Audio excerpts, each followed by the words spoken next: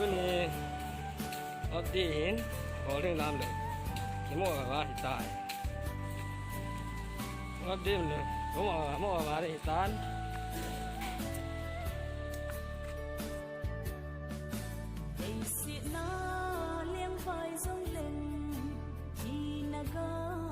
gió tê tình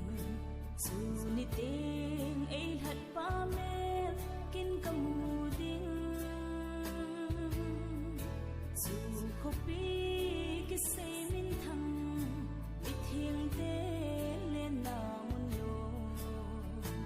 ô yên ti cây sông cả gà lung đêm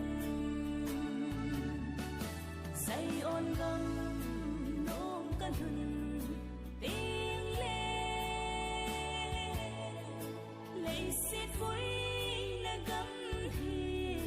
kín ngày kita lâu đến con kia ngồi nấu tê to tung xô nín liên không ta xin nói là cái từ là cũng chụp ta tan hagaw cho dù na đi na sa lâu ban zero slim tha ban mi thêm để lên na gam đi lệ la si ngày đầu ô iti sumun kalung ta đêm say on gam hừng tiếng lên lấy xiết vui là gấm thì kín ngày kita lâu đến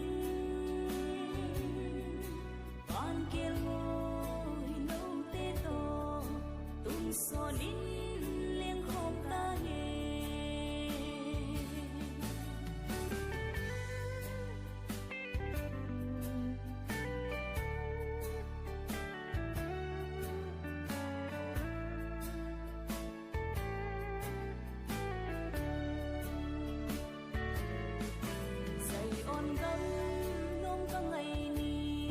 cũng cái sự ngày nhiều mà sao mà tâm thể hiện chị này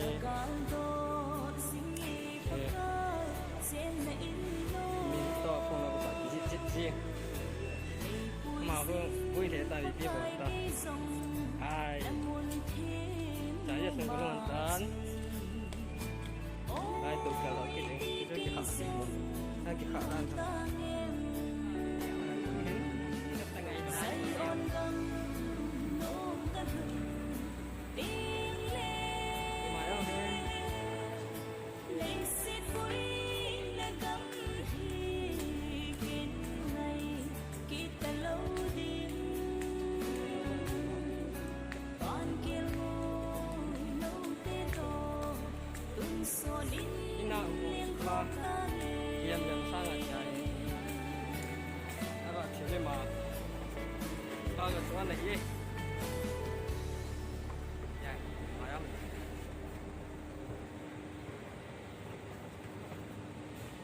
cái gì nó muốn là đưa cho cái đấy giờ bây giờ hết mà sang bao nhiêu xin một là thì đấy cái khả gần